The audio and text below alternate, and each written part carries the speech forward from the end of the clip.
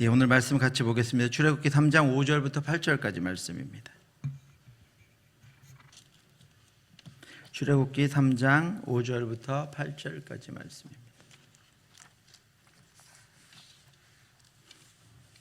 구약성경 84쪽에 있습니다. 5절부터 8절까지 찾으셨으면 저와 같이 같이 한번 봉독하도록 하겠습니다. 하나님이 이르시되 이리로 가까이 오지 말라. 내가 선 곳은 거룩한 땅이니 내 발에서 신을 벗으라. 또 이르시되 나는 내 조상의 하나님이니 아브라함의 하나님, 이삭의 하나님, 야곱의 하나님이라. 모세가 하나님 배웠기를 두려워하여 얼굴을 가리매 여호와께서 이르시되 내가 애굽에 있는 내 백성의 고통을 분명히 보고 그들이 그들의 감독자로 말미암아 부르짖음을 듣고 그 근심을 알고 내가 내려가서 그들을 애굽인의 손에서 건져내고 그들을 그 땅에서 인도하여 아름답고 광대한 땅, 젖과 꿀이 흐르는 땅, 곧 가나안 족속, 헷 족속, 아모리 족속, 브리스 족속, 히위 족속, 여부스 족속의 지방에 데려가려 하노라. 여러분 혹시 기억하실지 모르지만 제가 이 본문으로 지금 세 번째 설교를 하고 있습니다. 똑같은 설교를 하는 건 아니고요. 내 발에 신을 벗으라 라는 제목으로 제가 부임 설교를 했고 우리 주제로 삼고 지금까지 왔습니다. 저 표를 내년에 이제 바꾸는데 오늘 달력에 새로운 표가 여러분 들어갔을 것입니다. 저 표를 보내기가 아쉬워서 오늘 제가 한 번 더 이 본문으로 여러분과 함께 은혜를 나누기를 원합니다. 미국의 코넬 대학의 두 심리학자가 한 가지 프로젝트 연구를 진행했습니다. 이 연구의 목적은 같은 상황들을 바라보는 시각이 어떤 작용을 하는지를 알아내는 것이었습니다. 이들의 연구 대상은 올림픽 메달리스트들이었습니다. 올림픽의 금메달, 은메달, 동메달 리스트들을 대상으로 만족도와 행복감을 비교했습니다. 결승 경기 직후와 메달을 받을 때 선수들의 표정, 몸짓, 그리고 만족도 등을 토대로 1점부터 10점까지 행복 반응의 점수를 매겼습니다. 결과는 뜻밖이었습니다. 1위인 금메달리스트의 만족도와 행복감은 가장 높았지만 놀라운 사실은 3위인 동메달리스트가 2위인 은메달리스트보다 훨씬 더 행복해했습니다. 1992년 스페인 바르셀로나 올림픽을 분석한 심리학자들은 시합 결과가 발표된 직후에 은메달리스트들은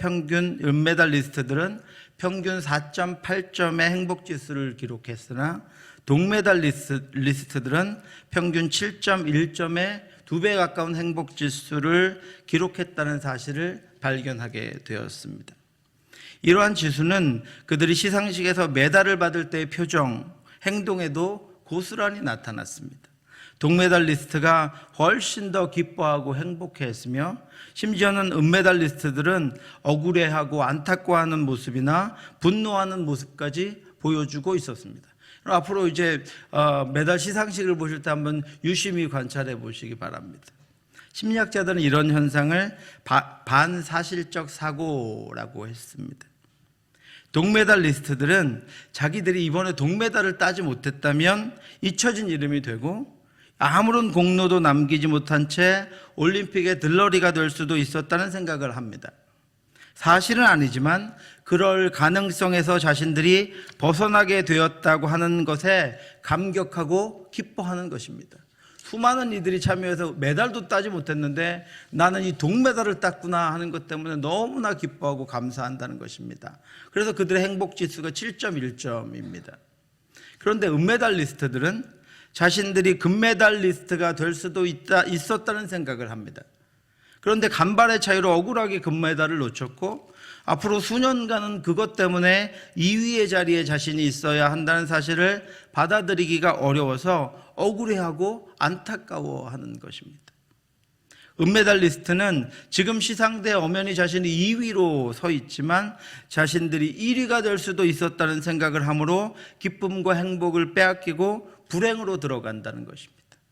반대로 동메달리스트는 자신들이 엄연히 3위로 그 자리에 서 있지만 자신들이 메달을 따지 못했을 수도 있었다는 생각을 하므로 한없는 기쁨과 행복을 느낀다는 것입니다. 인간은 이처럼 사실이 아닌 반사실적인 생각을 통해서 행복을 얻거나 잃을 수 있습니다. 기쁨을 누리거나 빼앗길 수 있습니다. 그러나 우리는 이 심리학자들의 연구에 우리가 추가해야 할 것이 있습니다.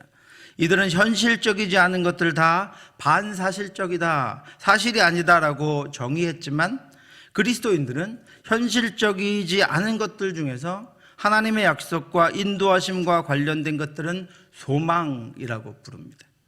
그리스도인들은 말씀 가운데 기도하며 눈앞에 지금 현실과는 다르지만 하나님의 약속과 하나님의 인도하심이 있는 그런 것들을, 소망을 기대할 때 기쁨과 감사와 평안이 그 순간부터 임할 뿐 아니라 그 소망이 마침내 이루어지는 것을 경험할 수 있습니다. 이것이 오늘을 사는 그리스도인들의 삶이요, 우리 그리스도인들의 삶의 여정에 주시는, 하나님이 주시는 행복입니다. 사랑하는 성도 여러분, 오늘 하나님이 있게 하신 그 자리에 서서 소망으로 날마다 천국을 경험하는 저와 여러분들 되시기를 주님의 이름으로 축원합니다. 그래서 감사가 넘치고 기쁨이 넘치고 평안이 넘치시기를 바랍니다. 이것은 바라볼 수 없는 것들을 바라보며 기뻐하는 것이 아니라 하나님이 아직은 이루어 주시지 않았지만 마침내 이루어 주실, 하나님의 말씀대로 하면 반드시 이루어 주실 것을 바라고 지금 그 소망, 그 기쁨을 획득하여 내가 하나님과 함께 기뻐하는 것입니다. 그 하나님께 감사하는 것입니다. 여러분, 하루하루를 살아가면서 그 기쁨과 감사를 잊지 않고 살아가시기를 바랍니다. 금메달리스트지만 1위가 못된 것을 한탄하며 그 시상식 자리에서 그 메달 그것을 따기를 바라는 수많은 사람들이 바라보고 있음에도 불구하고 1위가 되지 못했다는 것 때문에 한탄하고 고통하며 슬퍼하는 것보다는 여러분, 주실 하나님의 인도하심, 우리에게 부어주실 하나님의 충만하심을 기억하고 날마다 여러분들 서 있는 자리에서 감사하며 기뻐하며 하나님과 동행해 나가시기를 주님의 이름으로 축원합니다. 오늘 본문에는 바로 이 은메달리스트와 같은 한 사람이 있습니다. 지금 자신의 현실이 자신의 뜻과 생각과 계획과는 전혀 다른 비참하고 실패한 인생이라고 생각하면서 더 이상은 자신이 꿈꿨던 것들을 위해서 아무것도 하지 않겠다고 결심한 사람이 있습니다. 오늘 본문에서 하나님은 그 사람을 지목해서 부르십니다. 상처와 실패투성이었던 사람, 한없이 낮아진 자존감과 지금까지의 그의 인생에서 가장 바닥에 서 있는 한 사람을 부르십니다. 그리고 이 한 번의 만남은 그의 인생을 송두리째 바꾸어 놓습니다. 그가 지나온 시간이 헛된 시간이 아니었음을 하나님이 알게 해 주십니다. 앞으로 가야 할 길은 그 하나님이 인도하시는 행복한, 기쁜, 하나님이 지명하신 그 길들의 연장선상에 있는 것이고, 그 모든 길들을 하나님이 주관하셨고 하나님이 인도하셨다는 사실을 그에게 하나님이 알려주시기 때문입니다. 그 사람은 모세입니다. 그는 그를 만나주신 하나님 때문에 지금 자신이 서 있는 위치에서의 자신에 대한 인생의 해석이 완전히 바뀝니다. 내가 평가하는 내가 아니라 하나님이 평가하는 나를 만나고, 내가 계획하는 내가 아니라 하나님이 이끄시는 나를 만나고, 내가 지나온 길이 아니라 하나님의 계획으로 인도해 오신 인생임을 그가 깨닫게 되기 때문입니다. 여러분도 오늘 말씀을 통해 여러분들의 삶을 평가하고 인도하시는 그 하나님을 만나시기 바랍니다. 하나님이 모세를 찾아오셨습니다. 하나님이 이르시되 이리로 가까이 오지 말라. 내가 선 곳은 거룩한 땅이니 내 발에서 신을 벗으라. 그리고 7절 이하에서 계속해서 말씀하십니다. 내가 내 백성의 부르짖음을 들었고 내 백성의 근심을 안다. 내가 그들 애굽에서부터 이제 건져내어 젖과 꿀이 흐르는 땅으로 인도할 것이다. 이제 내가 너를 바로에게 보내어 너에게 내 백성 이스라엘 자손을 애굽에서 인도하여 내게 할 것이다. 이렇게 말씀하십니다. 하나님이 모세에게 이스라엘의 역사를 자기 백성들 맡기시는 사명을 주십니다. 그런데 모세는 하나도 감격하지 않았습니다. 기쁘지도 않았습니다. 감사하지도 않았습니다. 왜냐하면 그가 바닥난 인생이었기 때문입니다. 아무것도 할 수 없는 상태였습니다. 지금 자신의 인생은 후회와 무력감뿐인 인생이었기 때문입니다. 모세는 하나님의 주시는 사명, 하나님이 자신을 부르시는 부르심이 들리지 않았습니다. 그래서 당돌하게 하나님께 되묻습니다. 하나님, 내가 누구이기에 바로에게 가며 내가 누구이기에 이스라엘 자손을 인도하여 내겠습니까? 모세는 하나님이 원망스러웠습니다. 우리가 다 아는 것처럼 모세는 히브리인이었지만 애굽의 왕궁에서 왕자로 자랐습니다. 그는 바로의 딸의 아들이 되었습니다.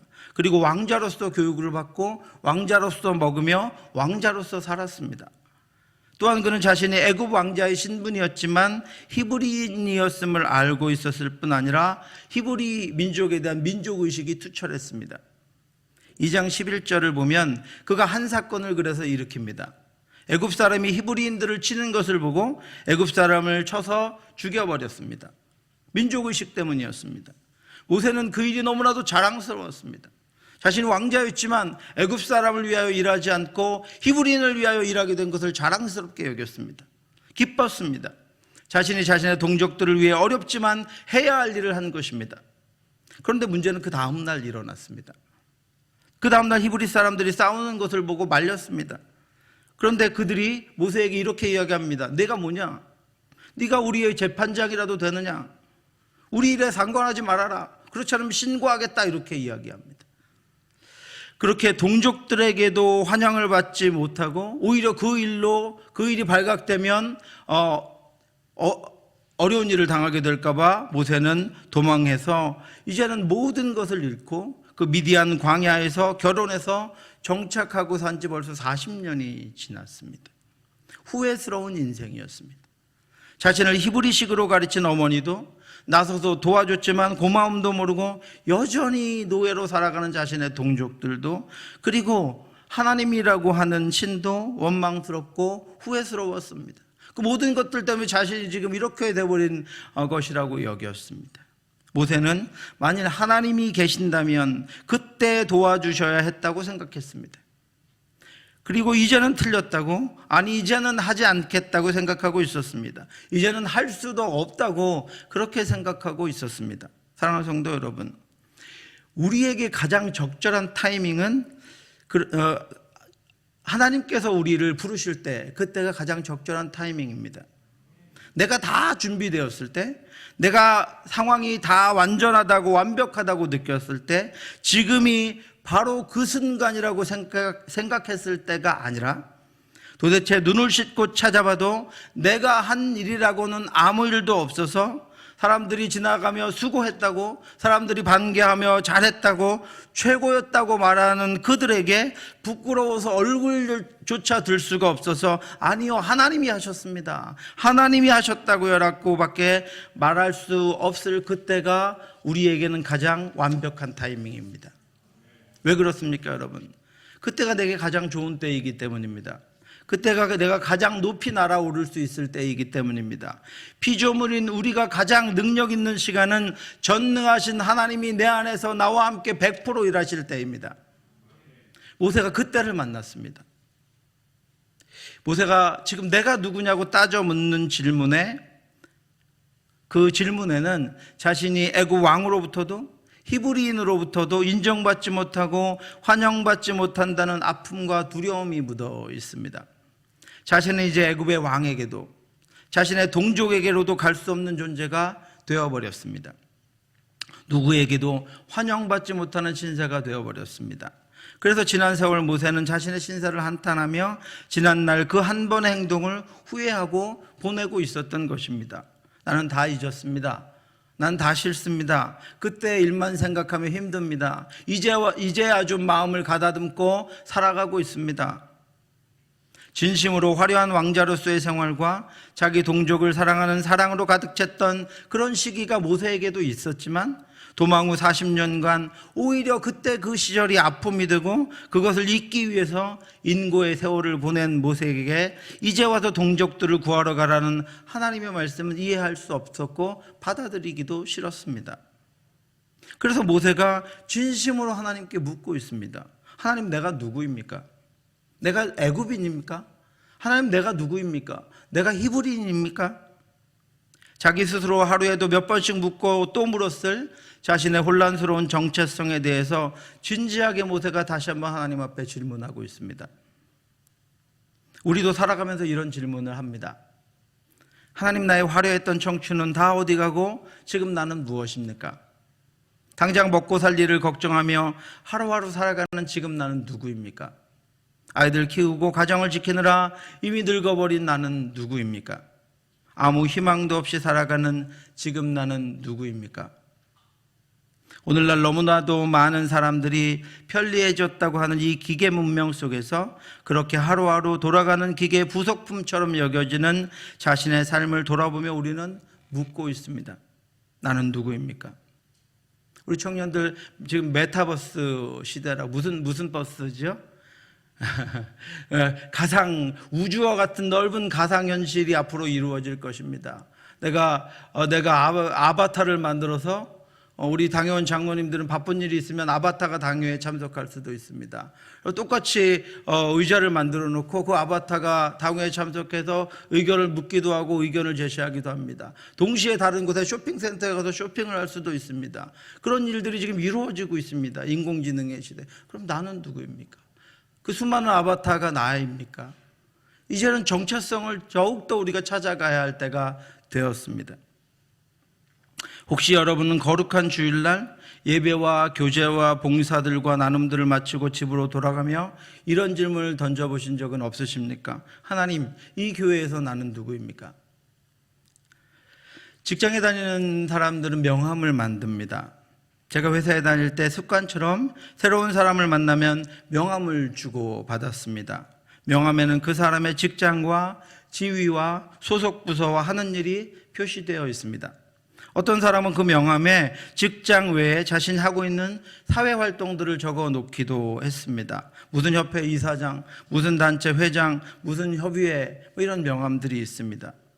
그런데 그래서 그 명함을 보면 그분이 어떤 일을 하고 있고 그분을 어떻게 대해야겠다는 판단을 금방 할 수 있습니다. 그런데 여러분, 그 명함에 나온 신분과 호칭들이 바로 그 사람입니까?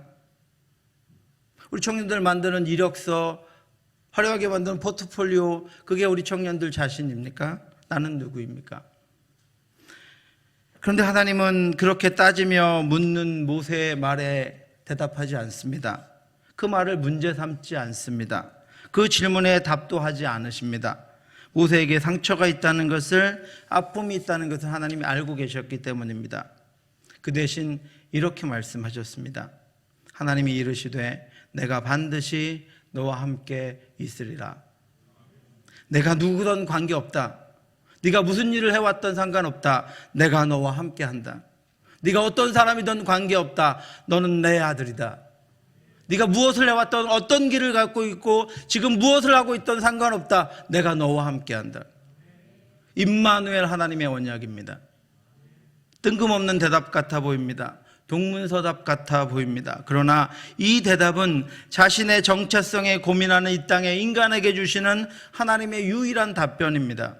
인간의 정체성은 우리가 파놓은 명함이나 그런 명함에 있는 직위나 경력이나 재산이나 우리의 학벌이나 성공과 성취에 달려있지 않습니다.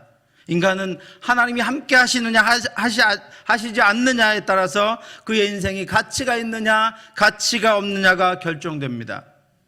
우리의 인생에 하나님이 동행하느냐 그렇지 않느냐가 우리의 삶의 가치를 결정합니다. 모세도 마찬가지였고 오늘 우리도 마찬가지입니다. 오늘 말씀 3장 5절을 보시면 모세가 늘 양을 치던 미디안 광야의 말라버린 떨기나무에서 그 떨기나무에 하나님이 나타나셨습니다. 그러자 하나님이 그 땅에 나타나시자 그 땅은 거룩한 땅이 되었습니다. 그곳이 역사적으로 가치가 있는 곳이어서 그렇습니까? 그곳에 자원이 풍부해서였습니까? 아니요, 그곳에 하나님이 임재하셨기 때문입니다. 모세는 양을 치며 수없이 그곳을 왔다 갔다 했습니다. 그런데 그곳은 메마른 땅이었고 그것은 말라버린 나무 한 그루 있던 그런 땅이었습니다. 똑같은 동일한 땅인데 하나님이 임재하시자 그 땅은 거룩한 땅이 되었습니다. 그러므로 오늘부터 우리의 가치에 대한 우리 스스로의 질문이 바뀌어야 합니다. 하나님, 오늘도 먹을 양식이 없어서 살아갈 형편이 안 돼서 아이들 과외에 보낼 돈이 없어서 이곳저곳으로 돈을 끌어 다녀야 하는 나는 누구입니까? 하나님 뭐라고 대답하십니까? 내가 너와 함께한다. 하나님, 배운 것이 없어서 아이들도 제대로 교육시키지 못하고 마음 아파하는 나는 아이들에게 어떤 부모입니까? 하나님 뭐라고 대답하십니까? 내가 너와 함께한다.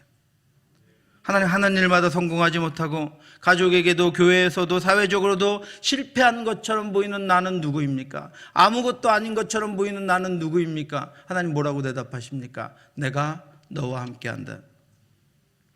가족들이나 다른 이들에게 짐만 되는 것 같아 부끄럽고 미안한 지금 나는 누구입니까? 하나님 뭐라고 대답하십니까? 내가 너와 함께한다.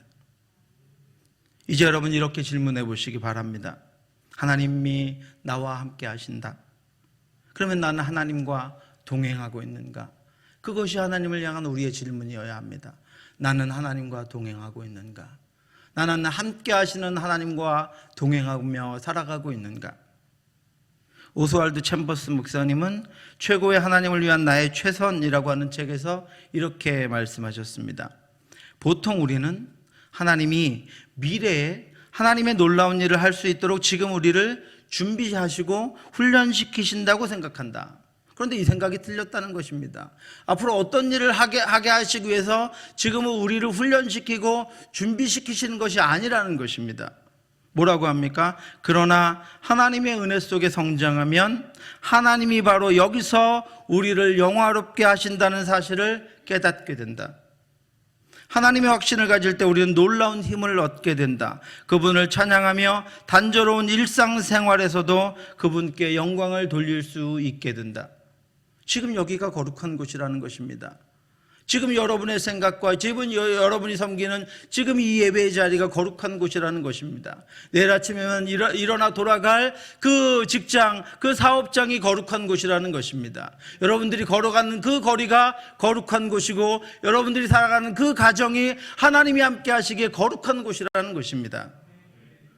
단조롭게 보이는 일상들을 통해서 하나님께 영광을 돌릴 수 있게 되는 것, 바로 지금 여기서 하나님의 우리를 영화롭게 하심을 깨닫게 되는 일, 주님이 함께 하시면 바로 지금 우리가 서 있는 이 자리가 거룩한 땅임을 기억하는 삶, 그것이 하나님이 기뻐하시는 삶이요 진정으로 가치 있는 삶이요 하나님이 해석해 주신 자녀의 삶입니다.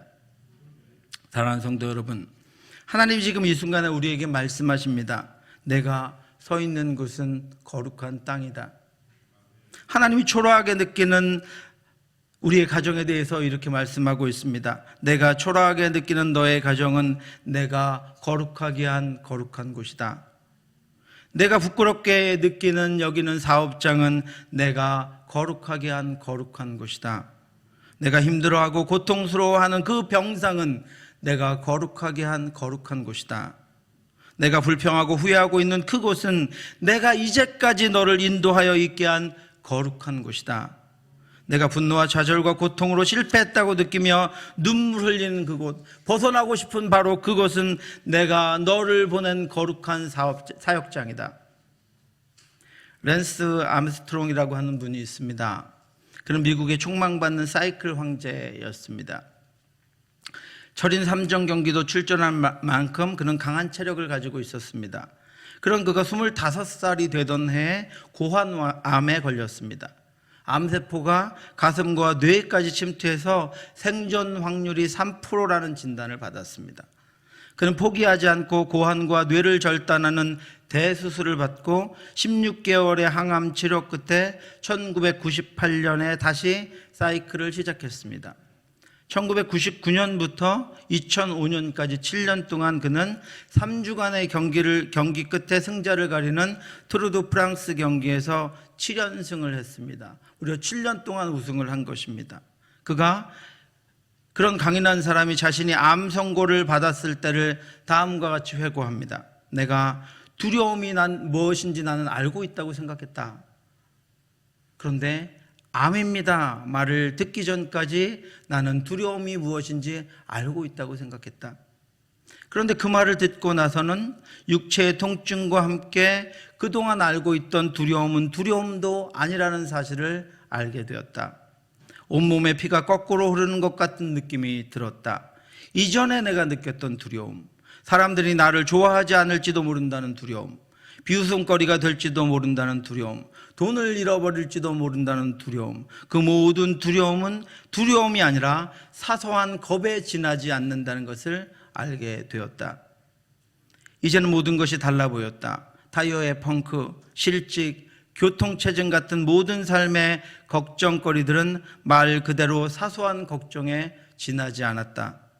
요동치는 비행기를 타고 있다 해도 그것은 그저 요동치는 비행기일 뿐이지 암은 아니다. 암 선고를 받고 나니까 그 전에 느꼈던 모든 두려움은 사소한 겁에 지나지 않았다는 것을 깨닫게 되었습니다. 암의 두려움이 그 모든 것을 덮어버렸다는 것입니다. 암으로 인해 그의 삶의 모든 것들이 새로운 의미를 부여받았다는 것입니다. 그렇다면 역설적으로 그리스도인은 누구입니까? 하나님의 거룩하심에 덮여서 자신의 모든 삶이 하나님의 거룩하심 안에 있는 거룩한 자가 그리스도인입니다. 하나님의 동행하심으로 인해서 그의 과거도 현재도 미래도 하나님의 인도하심을 따라 사용되었고 사용되고 있고 사용될 자가 그리스도인입니다. 여러분이 바로 그 모세고 그 자리가 하나님이 임재하시는 거룩한 땅입니다. 제가 처음 예수를 믿었을 때 제가 소유할 수 있었던 성경은 국제기도원협회의 파란 단권의 성경이 전부였습니다. 그 성경을 가지고 다니며 하나님의 말씀을 읽을 수 있었고 하나님의 임재를 경험할 수 있었습니다.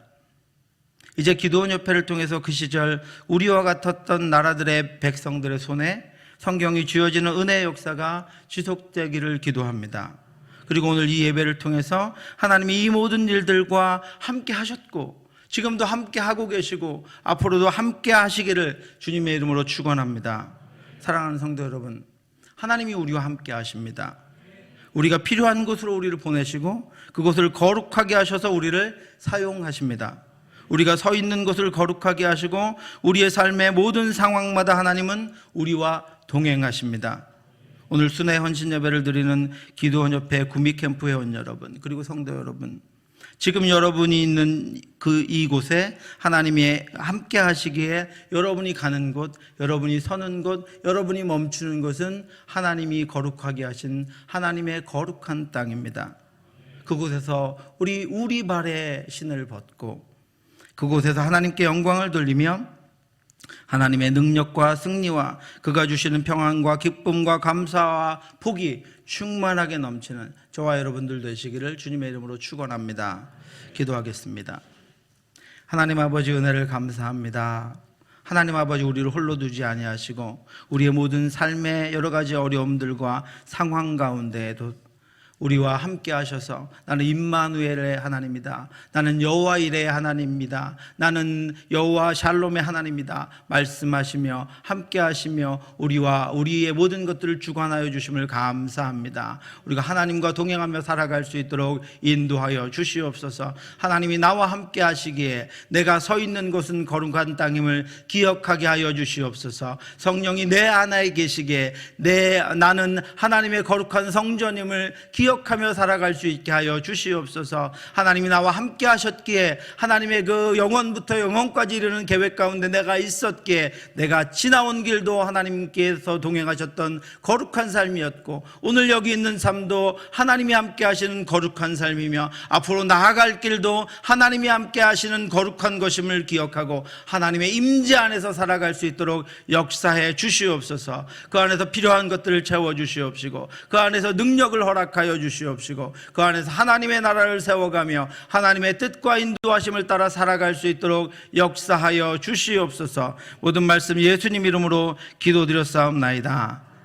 우리 주 예수 그리스도의 은혜와 우리를 사랑하신 하나님의 크고 넓으신 사랑하심과 성령의 교통하심이 너희는 때를 어떤지 못 어떤지 말씀을 전파하라고 하신 하나님의 말씀을 따라 하나님의 말씀을 전하며 나아가는 기도원협회 모든 회원들과 그 말씀을 받아 주께로 돌아오는 영혼들과 귀하게 함께 섬기는 성도들 머리 위에 지금부터 영원토록 함께 있을지어다. 아멘.